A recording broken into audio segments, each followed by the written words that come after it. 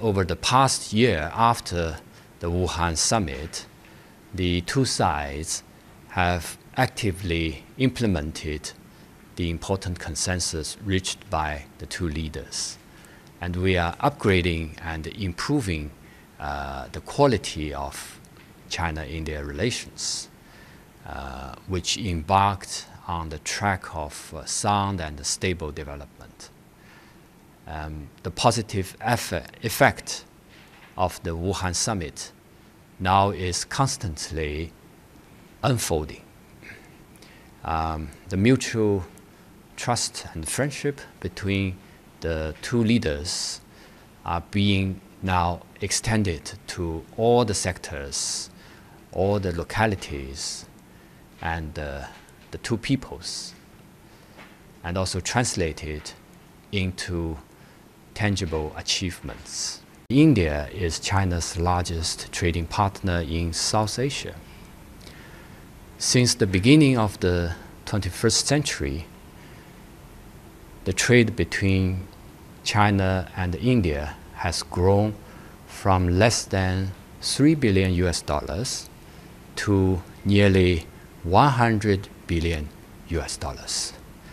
This is a remarkable increase of about 32 times.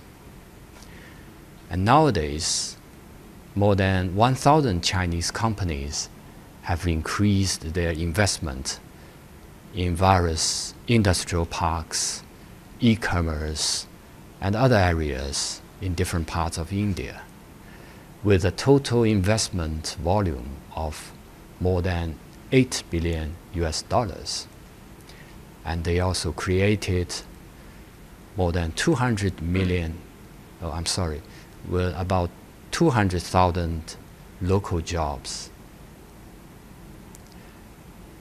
In India, we can find the Chinese mobile phone brands such as Xiaomi, Vivo, and Oppo. They are very well established and popular in the Indian market. And as far as I know, the Indian companies are also very actively expanding their Chinese market with a cumulative investment of nearly $1 billion. And according to India's statistics, more than 2/3 of Indian companies investing in China are making steady profits. And with a combined market of 2.7 billion people, and also a GDP of 20% of the world's total, China and India enjoy huge potential and broad prospects for economic and trade cooperation. So we from China encourages Chinese companies to invest in India and hopes that India will provide a more fair, friendly, and convenient business environment for Chinese companies to operate in India. And the China-India boundary question is a complex and sensitive issue that left over from history. Since the establishment of the special representative meeting on the boundary question in the year 2003, the two sides have held 21 rounds of talks, which have played an important role in promoting the settlement of the boundary question and maintain peace and tranquility in the border areas.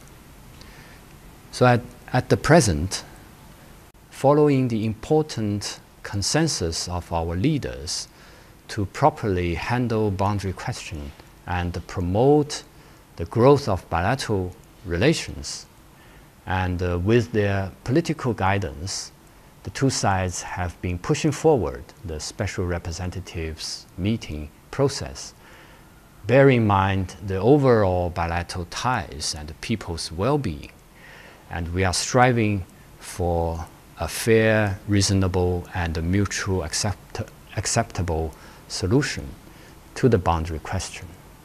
And before the final settlement of the boundary question, we need to jointly maintain peace and tranquility in the border areas. With the rising uncertainties in the external environment, China and India, as major emerging economies and developing countries, should uphold free trade and jointly speak out against trade protectionism and unilateralism.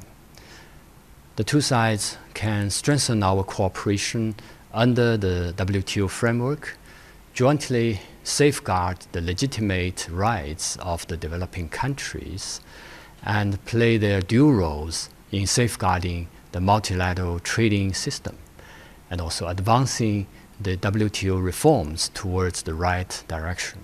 China has never pursued a trade surplus, and the trade imbalance between China and India is largely the result of differences in their industrial structures.